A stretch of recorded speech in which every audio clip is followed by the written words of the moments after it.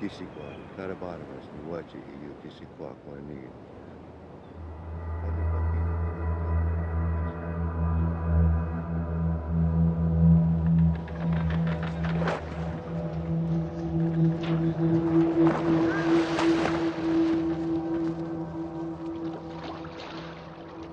It is a story at the heart of America. One richer and more surprising than we've been told.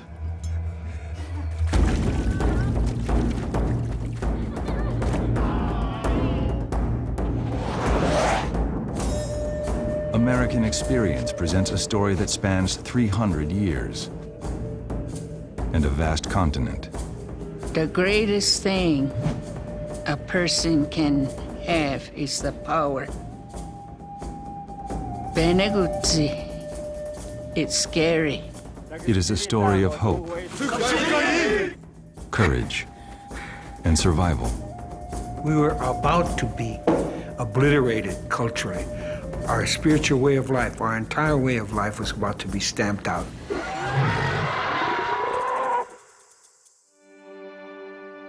Every tribe in this country has a time of horror, absolute horror, when they were confronted by this invader. What we did to the southeastern Indians, it's ethnic cleansing. It was done to them, so they did it back. But better. Whatever means and manner we could, since the Europeans arrived here, we've had to fight for our survival. An epic history of America.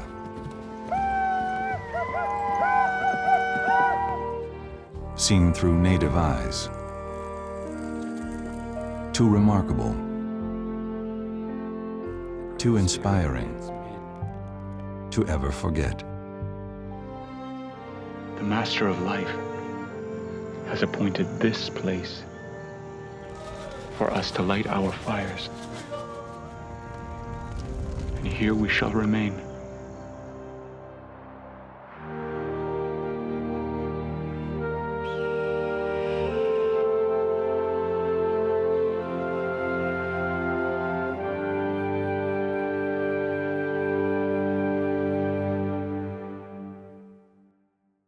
Exclusive corporate funding for American Experience provided by Liberty Mutual. Major funding provided by the Alfred P. Sloan Foundation. Funding for We Shall Remain provided by the National Endowment for the Humanities, the Ford Foundation, the Arthur Vining Davis Foundations, Calliopeia Foundation, and by the Corporation for Public Broadcasting and viewers like you. Thank you.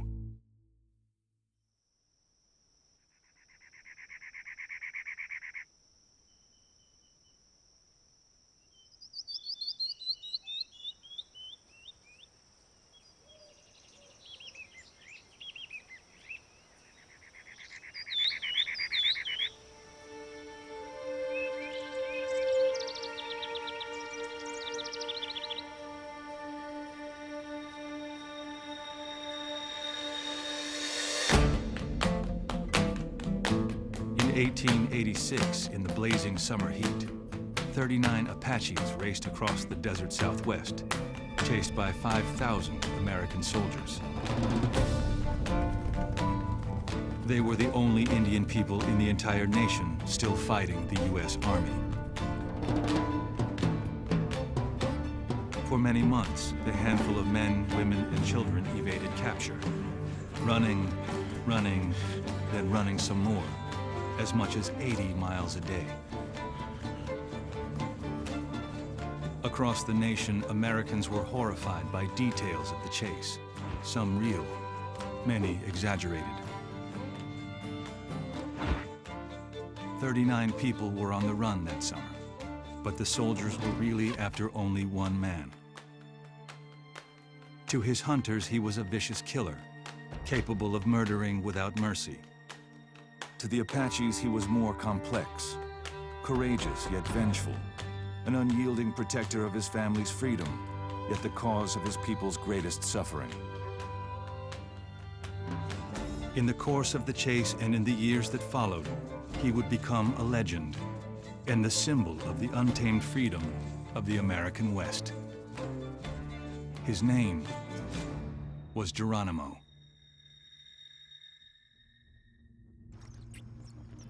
Long ago, Coyote opened a bag of darkness, and it spread over the world. Creatures of the night loved it, but birds and little animals longed for day. The little animals played a game to win back the light. They won, but one night monster remained. After the game, the first human, white painted woman, gave birth to a son. She hid him from the monster. When the boy was grown, he faced the monster and killed it. He was then called Apache. All Chiricahuas are named after him.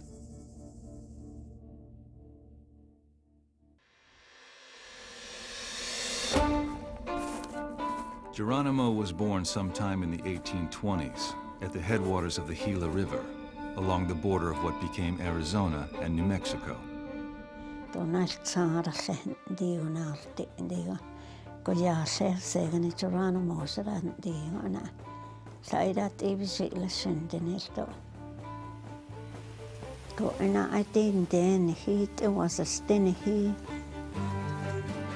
As young as age 6, Geronimo learned to hunt. He would have spent hours crawling along the ground, sneaking up on prey, catching birds with his bare hands. When he made his first kill, he swallowed the animal's heart raw and whole to ensure a life of success on the chase. Young kids grow up dodging arrows, dodging rocks. They were taught to use the bow and arrow very early. They were taught to run and run and run as young ones. And then as they grew older, they depended on this. No one is your friend, Geronimo was told, but your legs. Your legs are your friends. There was always danger. There was always that fear that just around the corner, somebody would be coming across it to take your life. Surrounded by their traditional enemies, the Utes, the Comanches, the Navajos. The Apache numbered just 8,000 people, split into many tribes. A lot of people think that Apaches are just one tribe, but they are a group of nations, the separate people with their own history and their own culture and their own territory. The Chiricahua Apaches, which are my people, and we had 4 different groups, 4 bands within that tribe. We had the Cheyenne, who were the Warm Springs Apaches. We had the Chokonen, who lived around the Chiricahua Mountains. There were the Netanai, the band that lived mostly in Mexico. Geronimo belonged to the smallest band within the Chiricahua tribe, the Bedonkohe. As a teenager, he joined older Bedonkohe men on raiding trips. The raids were lightning-quick attacks. Apaches seized the horses and provisions they wanted before melting into the surrounding country. There's no getting around the fact that Apache life was built around raiding. They didn't raise horses, they stole horses. Raiding was a very good way to obtain horses, to obtain cattle, to obtain captives, and there were markets for all of these commodities. It was common for the Chiricahua, for example, to raid one settlement and trade in another. This had been going on for a great many years. It wasn't considered by the Apache a crime. You took what you needed, and too bad if the people who owned it got upset. People looked at the needs of their people, their group of people, and so, hey, we need food, we need ammunition, we need some cattle. And so the raids were planned. Raiding had been a way of life for the Apaches and their Indian neighbors for generations. But Mexicans living on or near Apache land found it intolerable. In response to the constant theft of property, the Mexican government passed laws offering cash payments for Apache scalps. Soon, bounty hunters were roaming the desert, killing any Indian they could find. No scalp doesn't die. Ibich aya. Ndela na del sekyo. Be tsagahi scalpi.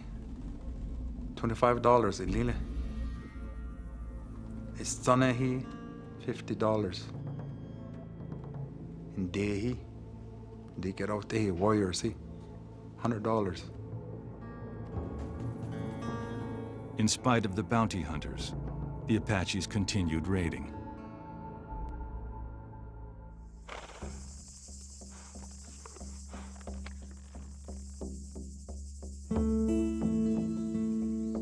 By the time he was 17, Geronimo had successfully completed 4 raiding expeditions.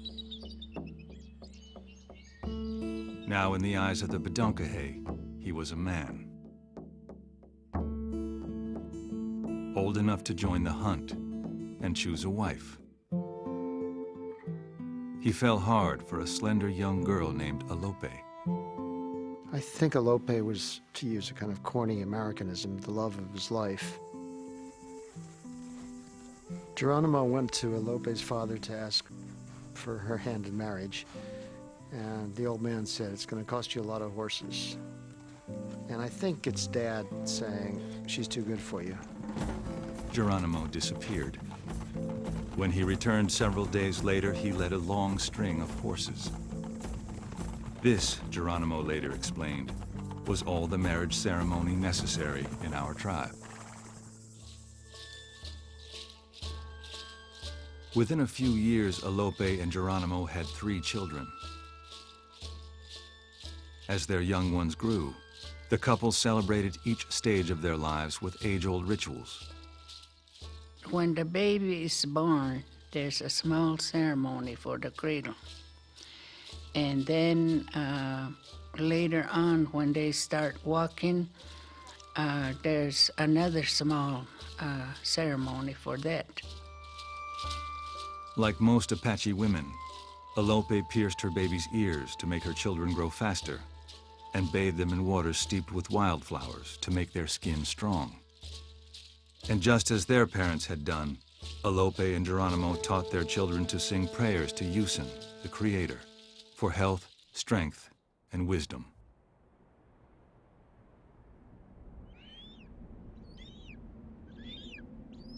One day in the early 1850s, Geronimo and his family joined other Chiricahuas on a trading trip. The group camped on the outskirts of a Mexican town called Janos, and the men headed in to trade.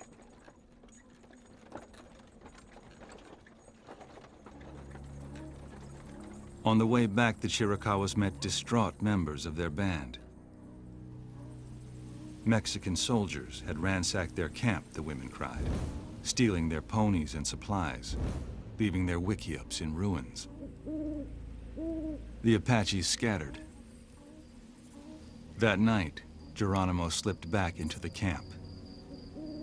There he discovered the bodies of his mother, his wife, and his 3 small children, lying in pools of blood.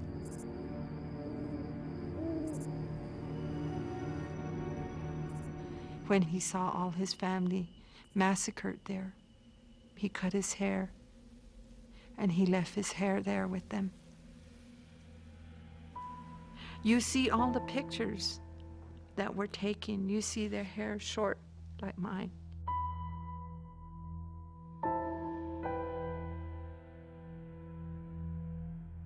That was a sign of mourning that they lost someone.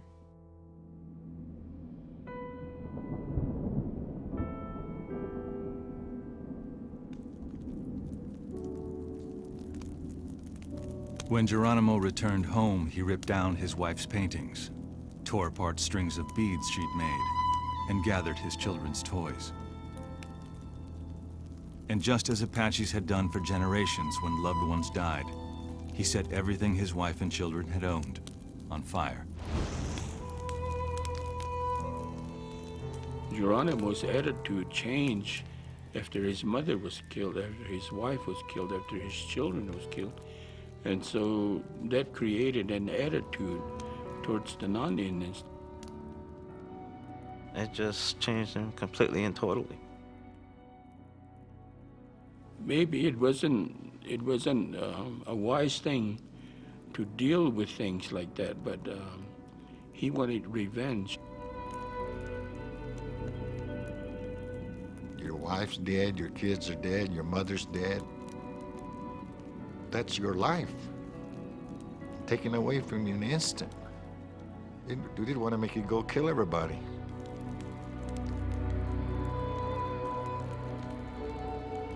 I had no purpose left, Geronimo later recalled.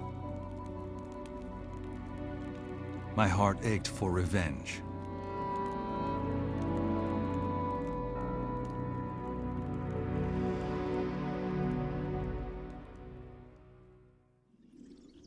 Power is everywhere.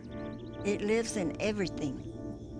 It might be known through a word or come in the shape of an animal. We all have power, but some tap into different rooms. Power speaks to those who listen.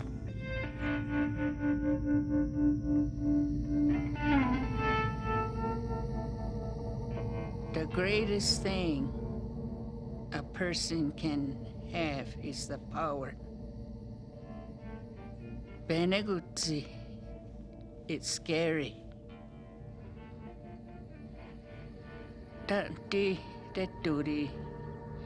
duty agat egojinta. Kat beneguzzi et Dihininashti ego beneguzzi. Archidi hajit ego nashti. Not long after the vicious murder of his family, a despondent Geronimo ventured deep into Chiricahua country. Alone, he buried his head in his hands and began to cry. Suddenly, he was startled by a voice. "No gun will ever kill you," it said. "I will take the bullets from the guns of the Mexicans, and I will guide your arrows."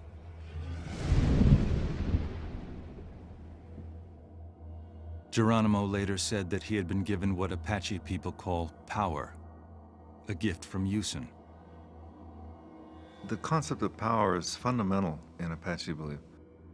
Everybody acknowledges that somebody has a certain power, like the power of medicine, the power of healing, the power of seeing or feeling something in a distance.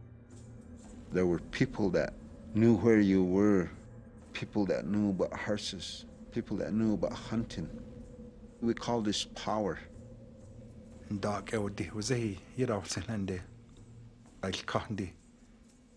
Does Linot Lila, and there I'll Condi. Two not at Lila, Guy.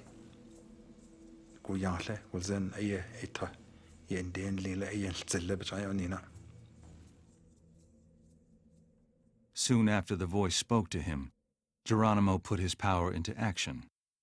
He got permission from the Chiricahua chiefs to take revenge for the massacre at Janos.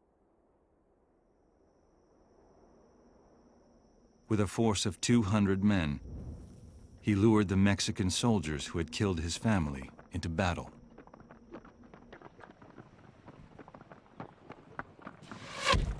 Leading the charge through a hail of bullets, Geronimo whirled and dodged, killing with his knife when his arrows ran out.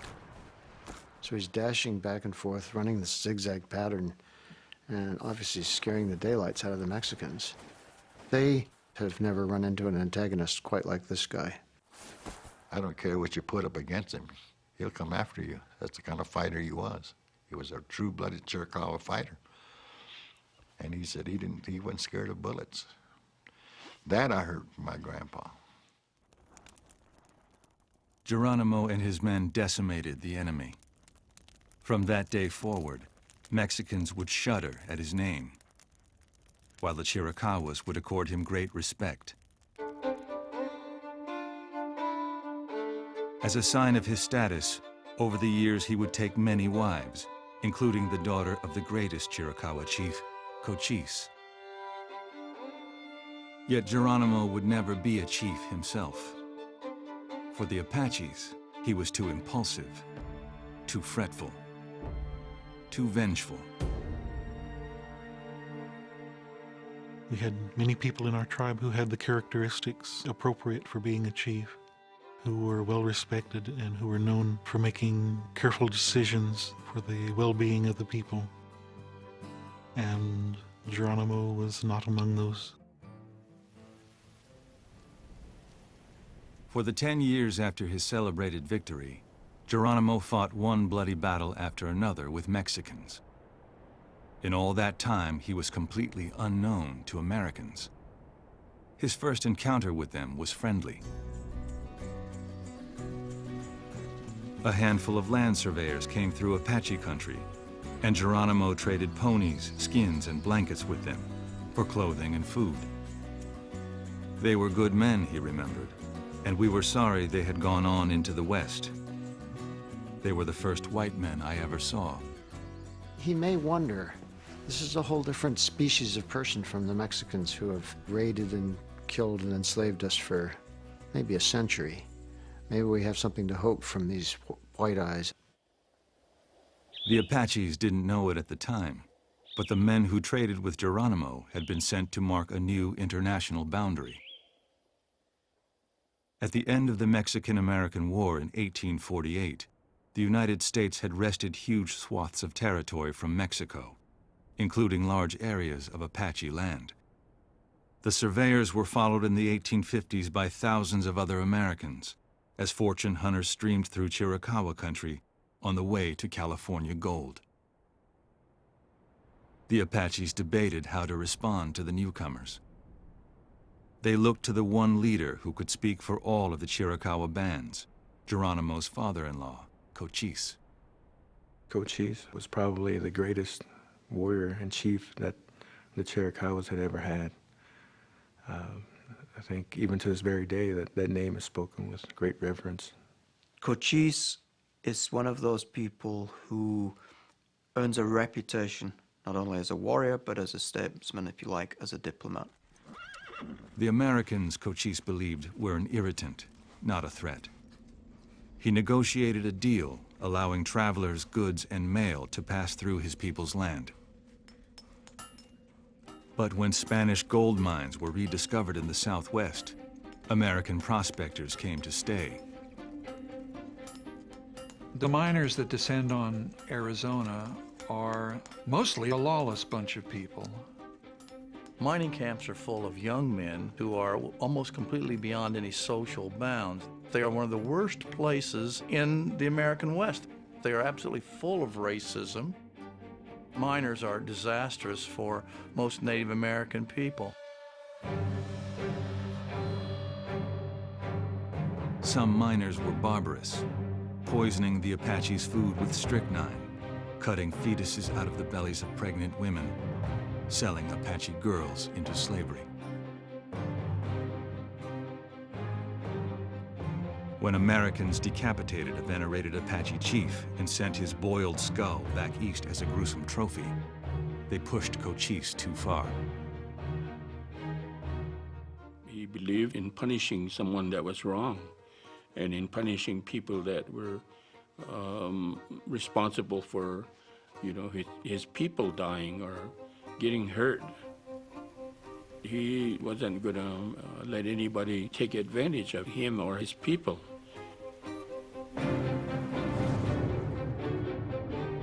Cochise urged Geronimo and the Chiricahuas to take revenge.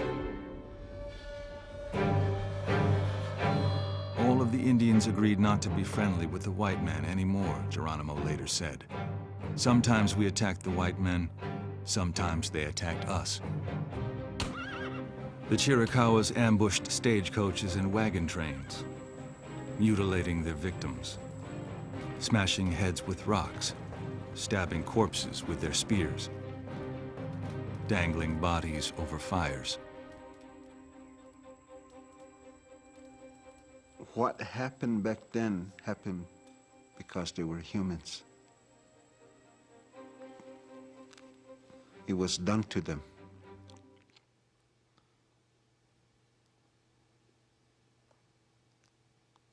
So they did it back. But better.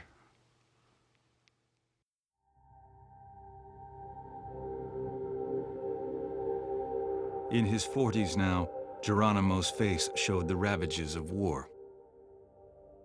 The scars from bullets across his cheek.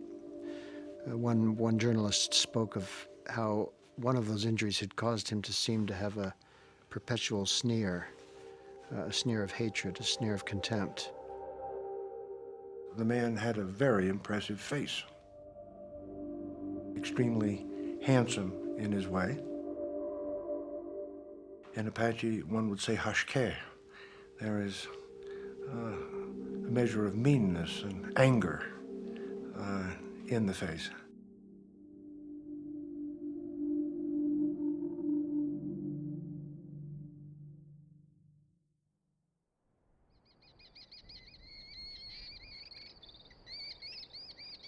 Through the 1860s, as the war with the Apaches raged, the growing population of white settlers became increasingly angry that the government was not protecting them.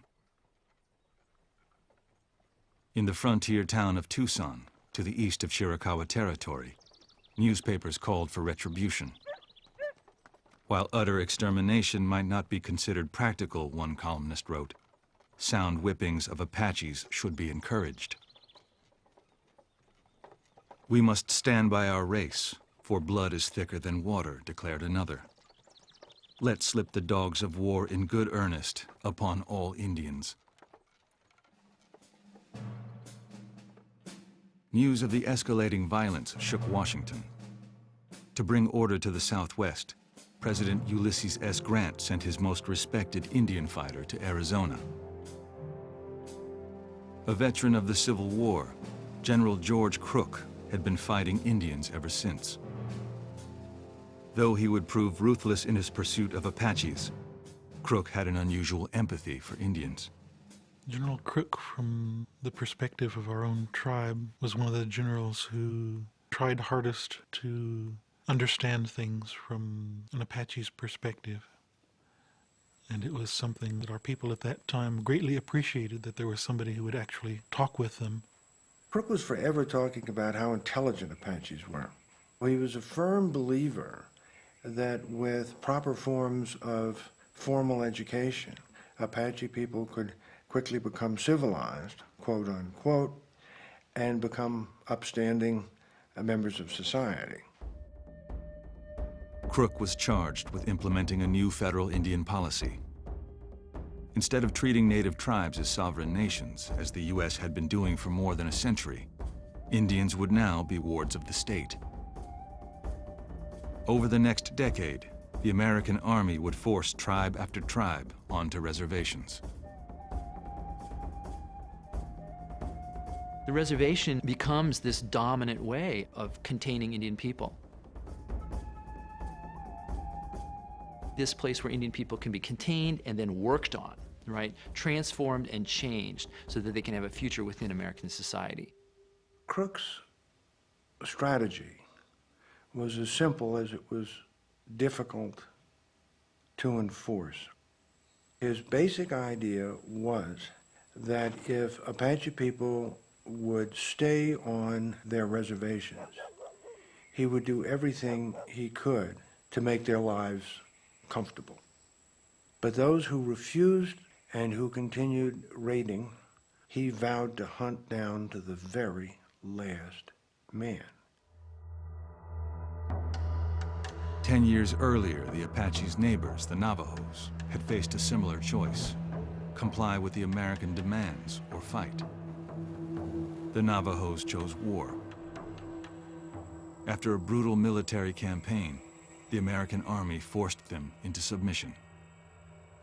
Survivors were marched off their ancestral land to a distant reservation, Along the way, hundreds died of starvation and disease. Apaches knew this history well. The Navajo people and Apache people knew one another. They shared information. There was a whole network of information exchange between the tribes in the area. Many Apaches reluctantly agreed to settle on reservations. Crook played Apaches against each other. He offered them incentives to become scouts for the U.S. Army and lead the hunt for Apaches who refused to give in. Yeah, we you in dad, and a lot of quick kind of no teen of John and Ton with Lindy. Ewa, that been an you scouts does little. Scouts, Lean will take cannot tea. Scouts is Lean you, he take cannot tea. Yeah, we you be so. And that baby so he cannot gee, can't be done ID. She was how much there latency. How you shot dance little latency.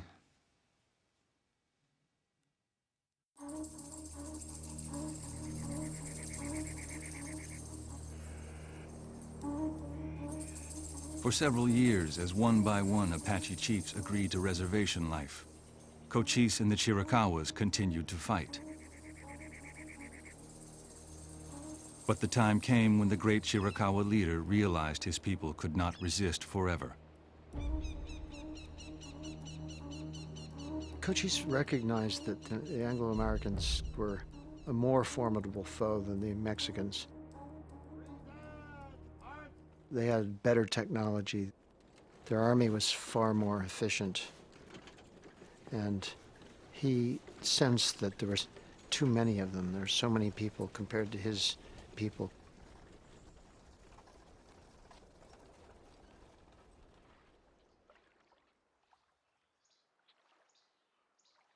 After a decade of war, Cochise agreed to halt the killing and to end Apache raids north of the Mexican border. In return, the Americans would create a reservation for the Chiricahua on their ancestral homeland, a pristine wilderness of mountains, canyons, streams, and open fields, prime land in the eyes of the settlers. The United States told them, well, all you have to do is just stay in this one spot. That was the arrangement they had made in order to stay in their own land. With minimal interference from the U.S., the Chiricahua lived much as they had for generations, raiding into Mexico whenever they needed horses and supplies. But just 2 years later, Cochise died, and the deal he had struck with the Americans was put at risk. Cochise's death was an irreplaceable loss. No one would ever take his place. No one would ever unite the various bands of Chiricahua the way Cochise succeeded in doing. The death of Cochise brought out what the Americans thought was an opportunity to open up that area of land for mining and settlement, and that without leaders such as Cochise, they would be much easier to eventually conquer. With Cochise gone, the federal government decided to move the Chiricahua 150 miles north to a mosquito-ridden reservation called San Carlos. This would open the valuable Chiricahua land for American settlement and appease the Mexicans who were fed up with Apache raiding. A young reservation agent named John Clum was sent from San Carlos to deliver the news. Reluctantly, the Chiricahuas agreed to move. Clum's final meeting was with Geronimo's brother-in-law, Chief Ho. Ho stuttered, so Geronimo spoke for him. "We will move to San Carlos," Geronimo told Clum. "Just give us a little time." That night, after strangling their own dogs so the barking would not give them away, Geronimo, Ho, and some 700 Chiricahuas slipped away.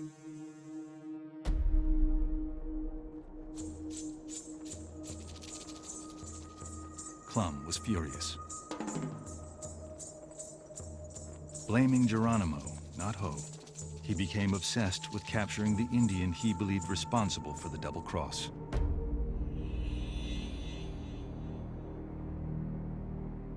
On April 21, 1877, Geronimo rode into Clum's carefully laid trap. As he arrived at Ojo Caliente, New Mexico, to trade some horses, dozens of Apache scouts, including Cochise's son, Naiche, surrounded him.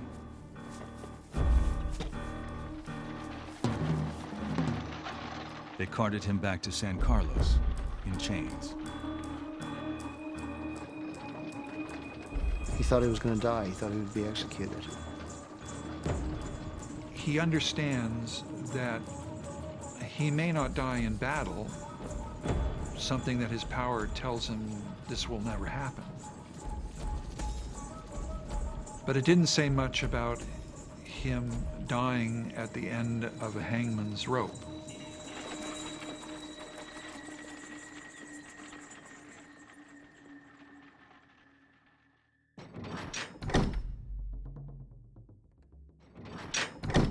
Clum threw Geronimo into the San Carlos guardhouse, confident that he would soon be hanged. But Clum was unexpectedly relieved of his command. The new reservation agent saw no need to keep Geronimo locked up. After 4 months, he was released from the guardhouse, but he was hardly free. Soldiers treated him like any Apache on the reservation. They took away his gun, made him wear an identification tag, forced him to attend a daily head count, and demanded he obtain an official pass to go anywhere, even to hunt for food. They ordered him to plant vegetables and dig ditches. It was too hot and too rocky and too thorny. If there was any good land, it probably belonged to somebody else. There was nothing there. They didn't like it at all. Not even the dogs like it there. To top it off, they were expected to become farmers. Not only are we not farmers, but there's nothing to farm. For 4 years, Geronimo struggled with life on the reservation.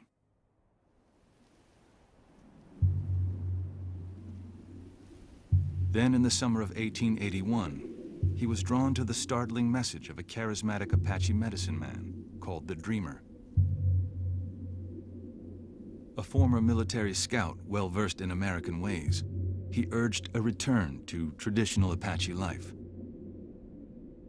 Apaches came from miles around to attend his ceremony.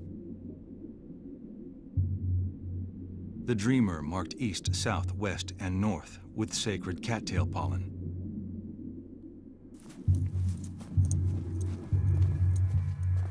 People circled around him as he preached. Apaches should not take revenge against the white man, the Dreamer said.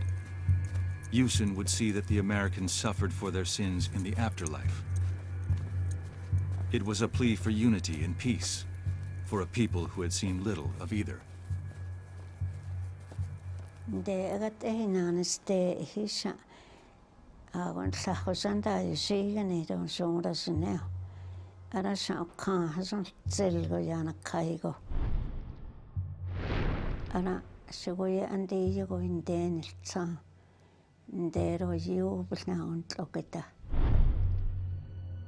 Reservation officials feared that the medicine man might incite a revolt and sent 85 soldiers and 23 Apache scouts to arrest or kill him. When the soldiers seized the Dreamer, a group of angry Apaches surrounded them. Suddenly, a firefight erupted. Within moments, the Dreamer had been wounded. Enraged by an attack on a peaceful medicine man, Apache scouts turned their guns on the soldiers. When the shooting was over, 7 cavalrymen, 17 Apaches, and the dreamer were dead. The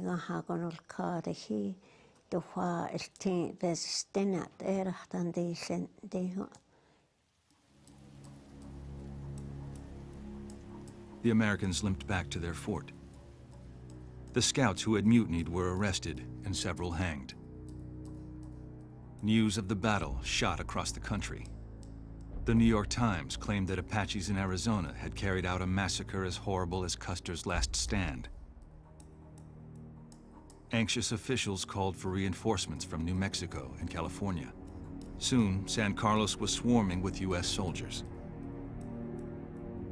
No one felt more endangered than Geronimo. It didn't make sense to stay in an area with a large group of soldiers who you knew had a history of them trying to kill you. On September 30th, 1881, accompanied by Ho and 72 Chiricahuas, Geronimo escaped from San Carlos and headed south.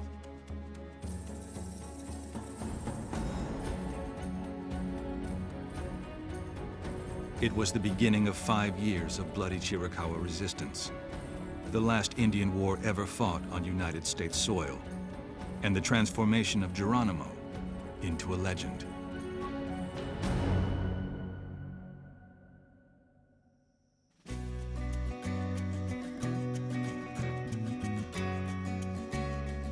Geronimo raced towards the relative safety of Mexico.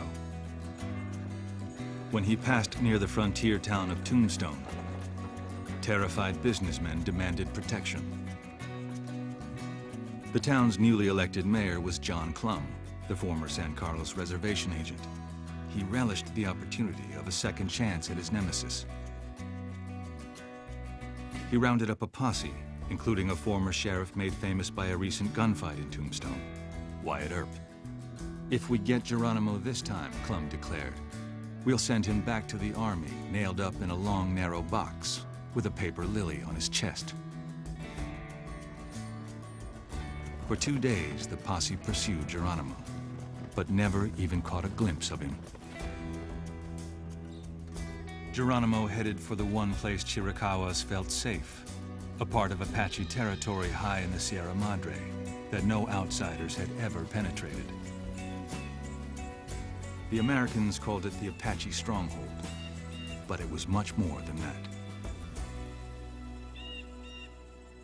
What you're really talking about is the whole territory of land or place that a group of people called home, stretched for hundreds and hundreds of miles. There, Geronimo joined the greatest Apache force assembled since the days of Cochise. They were the only Indians in the entire nation still fighting the American army. In the past 2 decades, one tribe after the next had been defeated. The Kiowa, the Comanche, the Cheyenne had been forced onto reservations. The Lakota had surrendered. Chief Joseph and the Nez Perce had agreed to terms. Only the Chiricahuas were still free. They celebrated with a dance.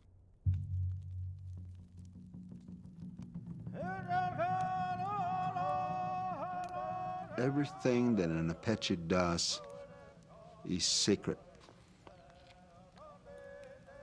Even the dancing.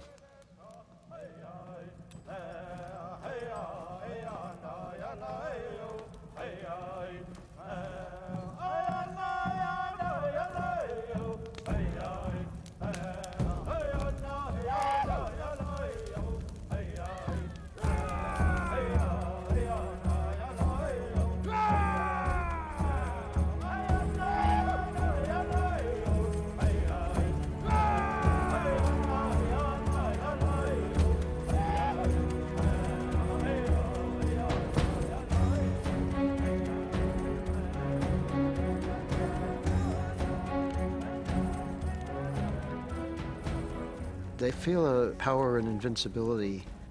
They say, well, maybe we have to give up Arizona and New Mexico. Maybe we can't live anymore north of the border, but we can live forever here.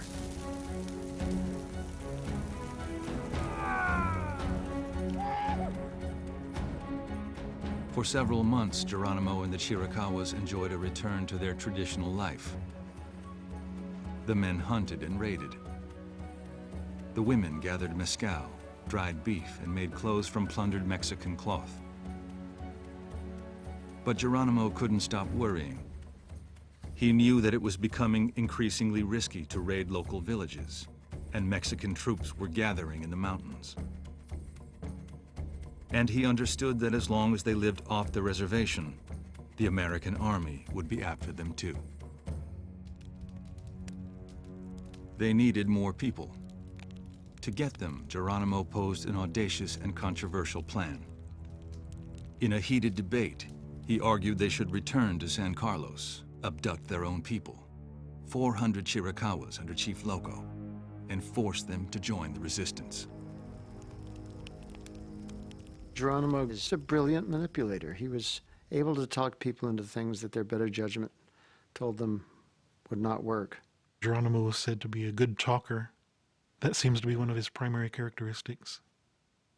Geronimo was a person that came to some conclusion, and he wanted to do something about it right then, no matter what the situation was, no matter what the cost was. At dawn on April 19, 1882, Geronimo and a group of armed Chiricahuas slipped onto San Carlos Reservation. They confronted Loco with guns drawn. "Take them all," one of Geronimo's men shouted. "Shoot down anyone who refuses to come with us." Loco didn't want to leave. He wanted to settle down. A lot of these small group leaders wanted to settle down. Seems like all the other leaders were trying to make peace for their women and children.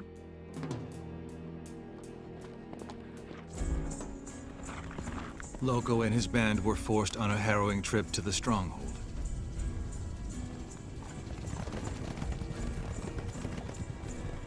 Within sight of the Sierra Madre, they rode into a Mexican ambush. Geronimo's hostages were unarmed, and whole families were slaughtered on the spot. 78 Apaches, mostly women and children, were killed. Many of the survivors blamed Geronimo. "We were filled with gloom and despair," one of them recalled. "What had we done to be treated so cruelly by our own race?" Geronimo's unwillingness to consider the wishes of Loco and his people points to a certain selfishness on his part. Cochise would not have done the same thing. Cochise respected the idea that Loco could have chosen for himself. Geronimo saw it differently. He had added more people to the Chiricahua band, the last living free off the reservation. If he had any regrets, he never spoke of them.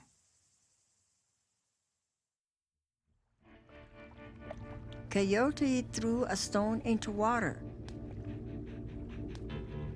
He said, "If this sinks, all that live will die." Coyote knew all along that the stone would sink, for he is the trickster. Because of his stone, man must die. All that men do, Coyote did first.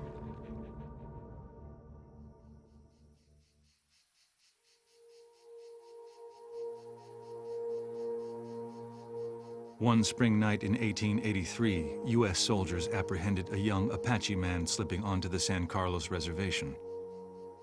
His name was Tsoe, but the Americans called him Peaches. They suspected he might have information that would lead them to Geronimo. They put him in chains, suspended him by his arms, and interrogated him. Finally, he broke down and told a remarkable story. Although he wasn't Chiricahua, he said he had been taken by Geronimo with Loco's band. When the group was ambushed by Mexicans, he lost both his wives. For a year, Peaches lived in the stronghold, but he missed his family. Peaches, we must remember, is not a Chiricahua. He is kept under surveillance in the stronghold because people already think he might be a turncoat.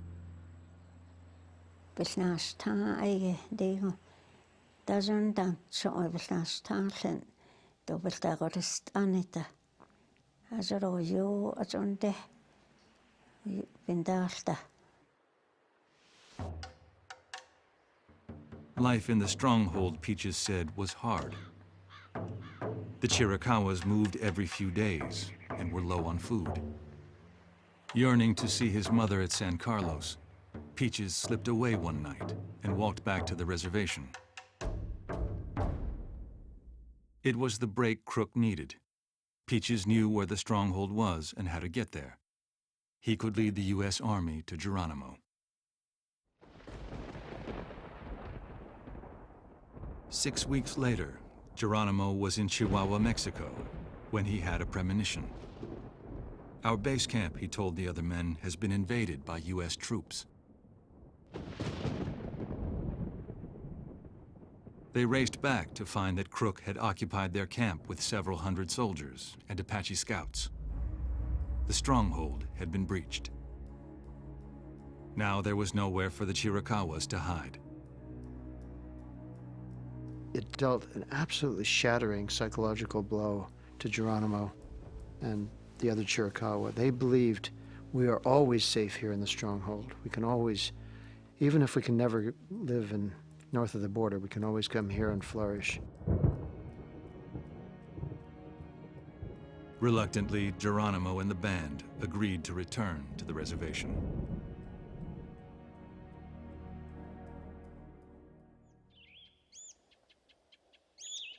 For almost 2 years, it seemed as if peace had come to Arizona. Intent on keeping the Chiricahuas on the reservation for good, General Crook allowed them to decide where they wanted to live. They chose the fertile banks of Turkey Creek, a spot resembling the cool mountain pastures of their traditional home. For the first time in years, most Chiricahuas felt settled. Not Geronimo. He tried his hand at farming, but didn't like it, and he bridled at being bossed around by young white officials. Finally, he'd had enough.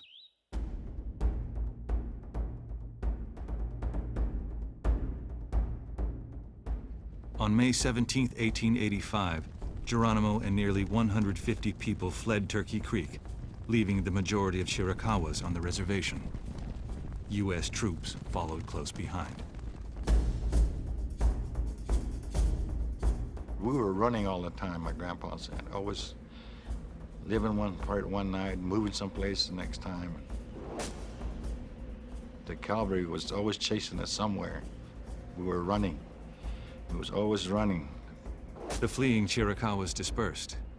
Geronimo led a small group of men, women, and children. Now in his 60s, he was respected as an elder. Although he was not a chief, his band looked to him for leadership and guidance. In times of danger, he was the man to be with. According to my grandmother, they were walking miles and miles and miles. The men would run and the women would ride the horses and follow. The Chiricahua people, they could move 70 miles or 80 miles in one day, where the cavalry that was following them a lot of times couldn't keep up. They were running from the cavalry, and they ran into these rocks, and they turned themselves into rocks. Among Geronimo's powers was the ability to suspend time and space.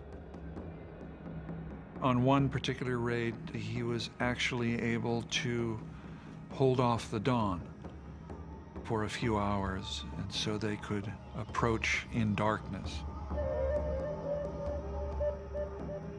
The Chiricahuas killed anyone who crossed their path.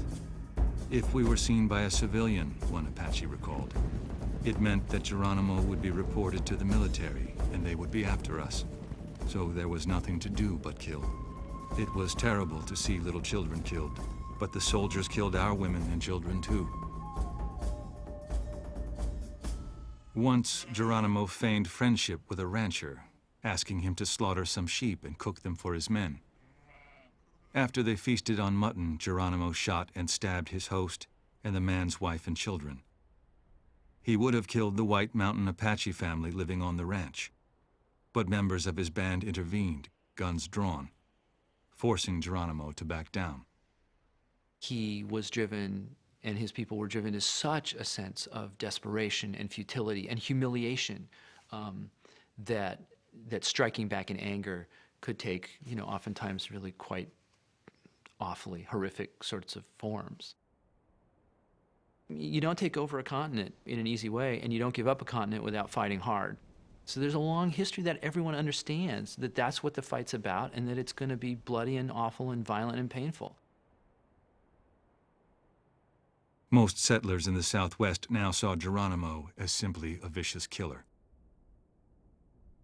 Every time someone died or got raided, it was always Chiricahuas, even if they were far away. And it was because Geronimo was about here and there, bragging and saying things. By early 1886, the years of hiding, raiding, and running had taken their toll. Even Geronimo was tired. Morale was pretty low. There are too few of them. There's a sense of doom hovering over the Chiricahua existence.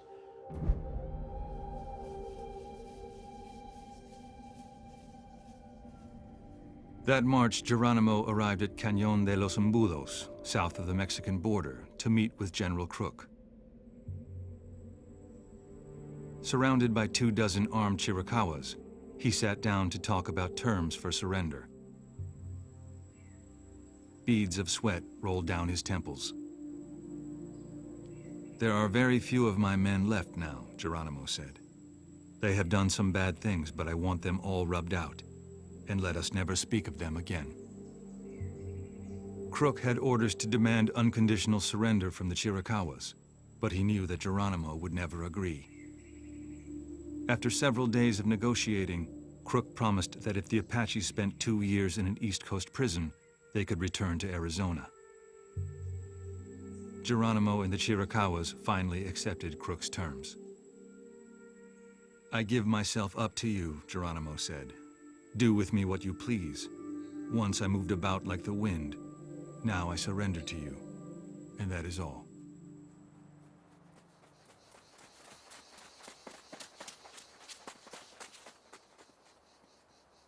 It wasn't all. Geronimo has one last change of heart, one more vacillation, his always vacillating mind. How did he know this wasn't another double cross? 2 days later, as most of the Chiricahuas headed north with Crook, Geronimo led a group of 21 men, 14 women, and 6 children, mostly members of his family, into the night.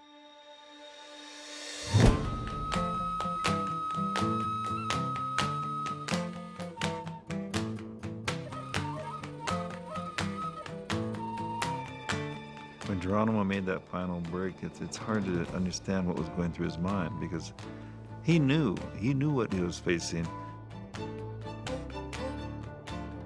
Maybe they wanted to go back for one more last look, to say thank you for all that this land has provided them. I don't think he had a coherent plan for a survival strategy that would last for another decade. He was an improviser. Geronimo took his band into New Mexico. "We were reckless for our lives," he later recalled, "for we felt every man's hand was against us. If we returned to the reservation, we would be put in prison and killed. If we stayed in Mexico, they would continue to send soldiers to fight us. So we gave no quarter to anyone and asked no favors. Word spread across Arizona and New Mexico that Geronimo was on the loose again. Ranchers pleaded with the White House for protection. We are surrounded by Apaches, one wrote. We have many small children and women with us. For the sake of humanity, send us some soldiers. The terror, the psychological trauma that Geronimo wrought at the end created this fantasy, the great American Western fantasy. I'm surrounded by Indians. They're going to kill us all. Incensed that Crook had allowed Geronimo to escape, federal officials removed him from his post. His replacement, General Nelson Miles, was a hardliner with little use for Crook's Apache scouts. Miles requested thousands of reinforcements to bring in the fleeing Chiricahuas. The Chiricahuas were a tricky group of people. Smart, wise decisions were made. The U.S. military hunted for them almost all over Arizona and on into Mexico, but they were chasing spirits.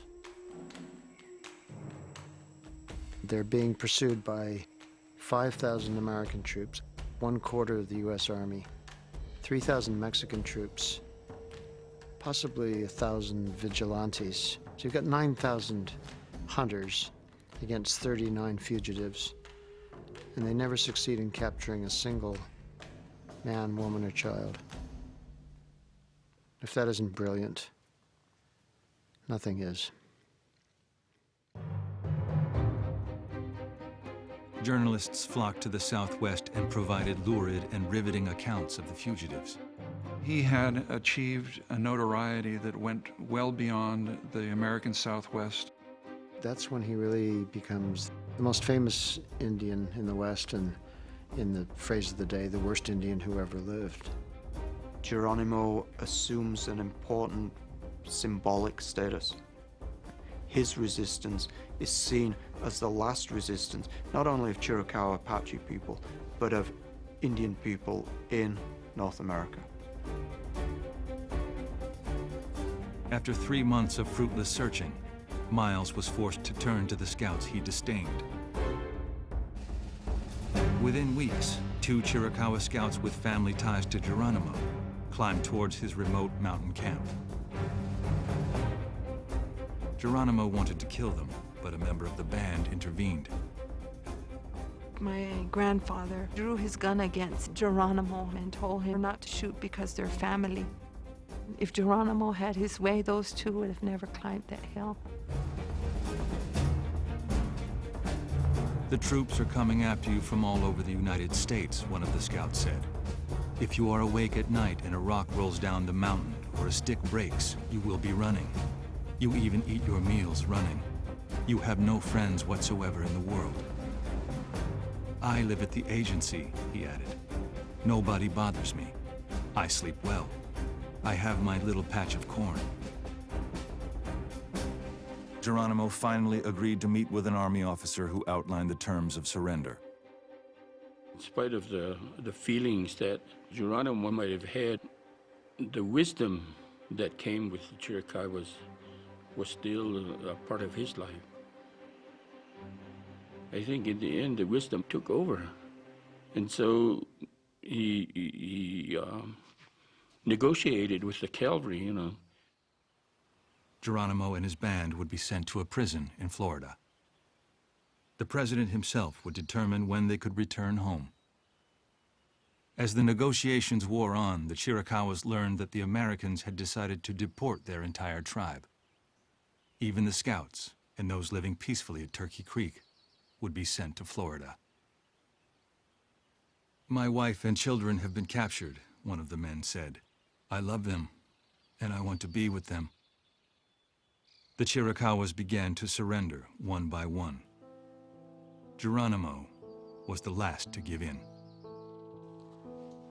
Family? Yeah, that's everything, and that's it. Everything else is secondary. The whole of our history is primarily of parents and the children and the cousins and the aunts and uncles and grandparents and grandchildren. All of that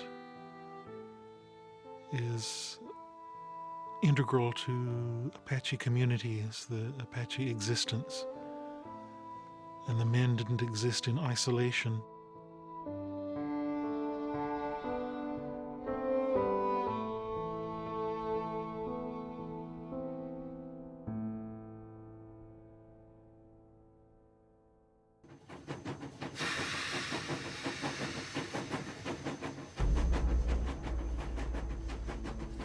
On September 8, 1886, Geronimo and his band boarded a train bound for Florida. Like most of the Chiricahuas, Geronimo had never set foot on a train before and had never left the Southwest. I had a grandfather and a grandmother, along with their children, went on this train. It wasn't their fault. The Apaches that were on that train felt like it was the end of their time, that the non-Indian was going to wipe them out. This was another trick of the non-Indian world. When they finally arrived, Geronimo's band was imprisoned alongside Chiricahuas from Turkey Creek and the scouts who had loyally served the U.S. Army. The entire Chiricahua tribe now numbered fewer than 500, just 1/4 of those who had lived free in the days of Cochise. They were all paying a terrible price for Geronimo's brave but stubborn resistance. Families were separated, the men taken to Fort Pickens, the women and children to Fort Marion, more than 300 miles away. Almost immediately, the prisoners began dying of malaria and other tropical diseases. The humidity, the heat, even the bugs were different, the mosquitoes and everything else. And it's just, to them it was miserable. Within 3 years, 119 people had died, including Geronimo's wife and 4-year-old daughter. But United States almost put that final dagger, should I say, into the hearts of our people.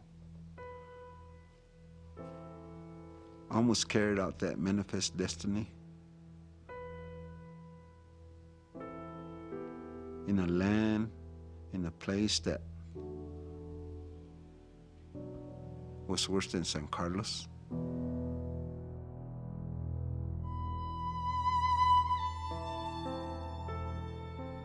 School officials cut the children's hair, forbade them to speak Apache, and tried to convert them to Christianity.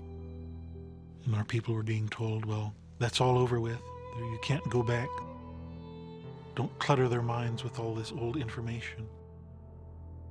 I taught them how to be Western, how to dismiss their religion, how to dismiss their power, how to dismiss the power of their elders. Tuberculosis spread through the boarding school. Only children dying of the disease were allowed to return to their families. After less than 2 years in Florida, all the Chiricahuas were sent to a prison camp in Alabama, then moved again to Fort Sill, Oklahoma. In all, they would spend 27 years as prisoners of war. What the government did is deplorable, and they should be somehow held accountable. Even when the federal government finally freed the Chiricahuas in 1913, the state of Arizona refused to allow them to return to their homeland. Most people in the United States don't realize that there was an entire tribe of people who were imprisoned, not because they'd done anything wrong, but because of who they were.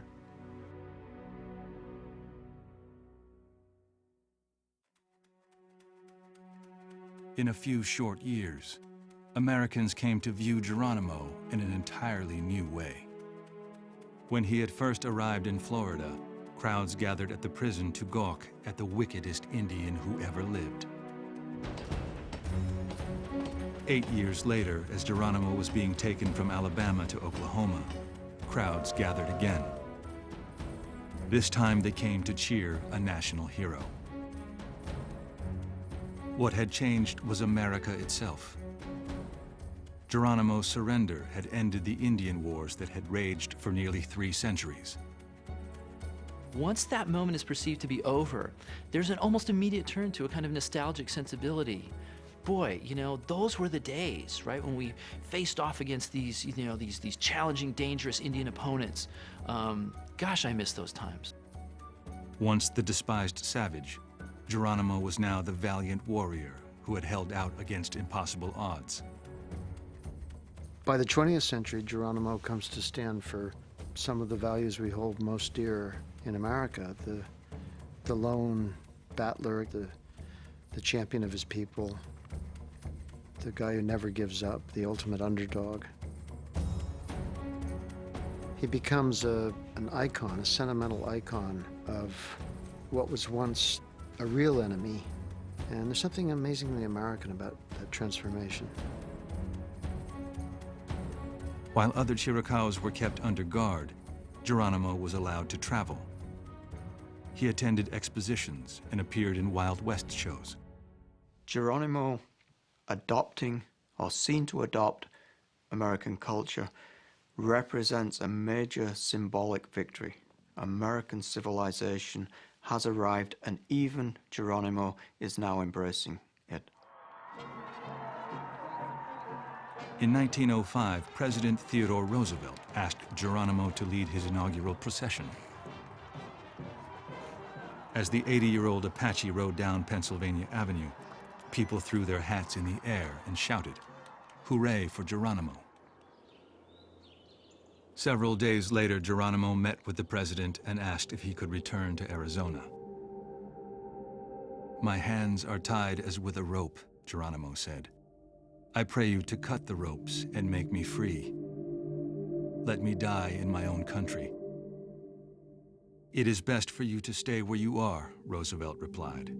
"Resentment still burns in Arizona," he explained. "That is all I can say, Geronimo."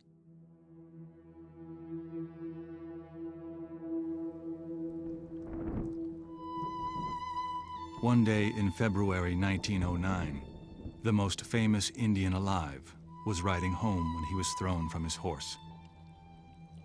He lay out in the freezing cold all night. When an old friend found him, Geronimo was gravely ill. He died 6 days later, still a prisoner of war. Although Americans celebrated him, Geronimo provoked complicated feelings in the hearts of many Apaches. We have different perspectives on the man, who he was, how he lived his life, why he did what he did, and how that affected the rest of the tribe. Apache people suffered because of him. We all suffered with him. Most of the tribe were angry with him and they blamed him. We don't look at him as a hero. He wasn't alone. And when these white people think about all these things that were going on, they should name all the group that was with him instead of just Geronimo, because he didn't do it alone. And then there are a lot of other names also lost in history, lost in the canyons of Mexico, lost in the mountains of the Chiricahuas, names long forgotten. While other Apaches remained in the Southwest, the Chiricahua had paid dearly for Geronimo's resistance. They were never allowed home. Well, he killed a lot of people. Why is he remembered when he did all these bad things? It's because he put a mark on the American people. He put a scar on them.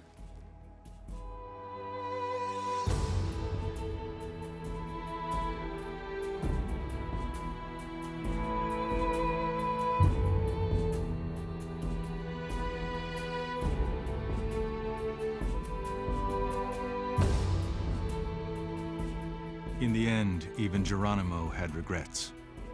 On his deathbed, he summoned his nephew to his side. "I should never have surrendered," the old man whispered. "I should have fought until I was the last man alive."